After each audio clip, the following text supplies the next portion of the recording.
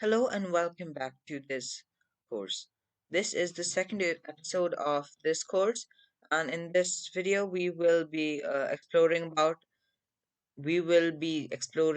Jupyter Notebook and see some of the functionalities, and we will also use some basic commands. So firstly, this is Jupyter Notebook, as I said before. Also, you can make a Jupyter Notebook like for yourself, but since I you may keep these temporary, I just go to Binder and like yeah. So firstly, this is the homepage, and this is the file. From here, you can create new notebook. Here you can open.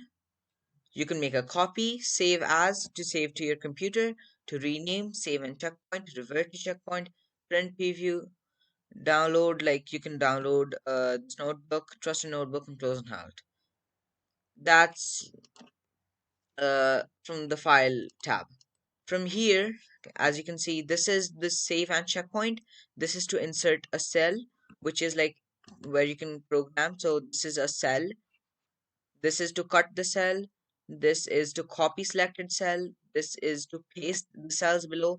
This is to move around. So up, down, down, then run. This is the most important um, functionality you need to use. So once you do a certain piece of code, you need to use the run command. That's very important. This is to interrupt the kernel. This is to restart the kernel. And this is also quite important. We won't be using raw NVC convert and markdown. So we'll be using code and heading. So heading is to create like obviously an heading.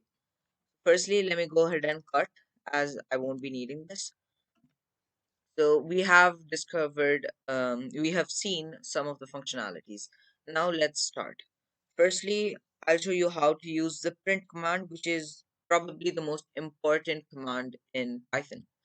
So print is basically very easy. So if you want to show something on the screen, you can do print and you insert to double quotes and type the text in between. So, for example, I can say here, hello world, and this can be run. So, run hello world.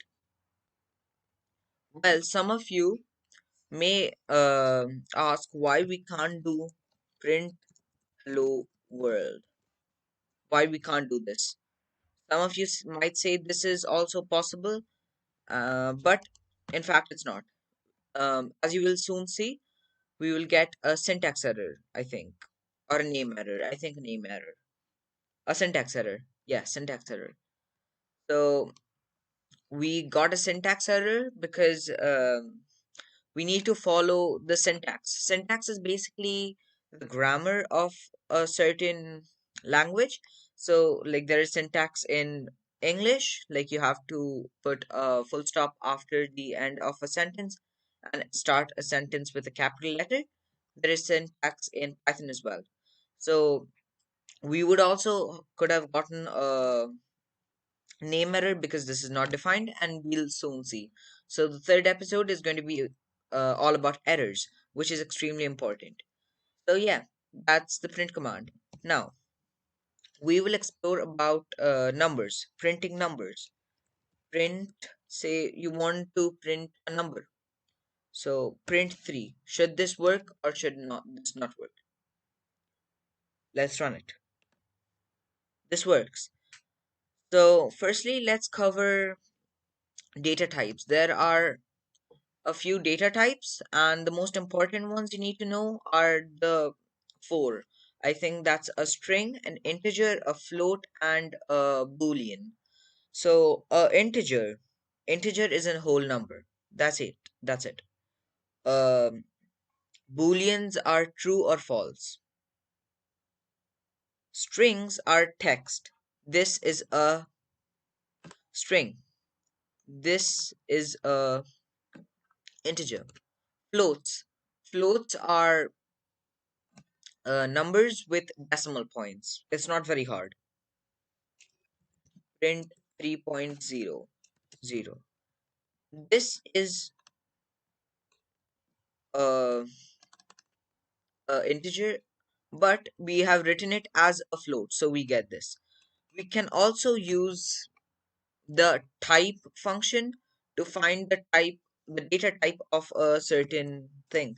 So for example, type 3.0 float because it has a decimal point. Now type 3 integer or int type hello str or string, and finally type true name error. We should have I think put double quotes. Yeah, okay. String, I'm not sure why it's not working, but yeah. There are the main four booleans. I'm not sure. Yeah, give me a second. Yeah, so type 5 is equal to 5. Yeah, that's a boolean. So booleans are basically on outputs with basically true or false. That's it. You can't have anything else. When you have a boolean, there are only two possible answers, and that is a true or a false. For example, if I said 5 is equal to 5, would we get a true or a false? Obviously, a true. But now, what if I said 5.5 is equal to 5? That would be false. Now, 5.0 is equal to 5. What do you think? True or false?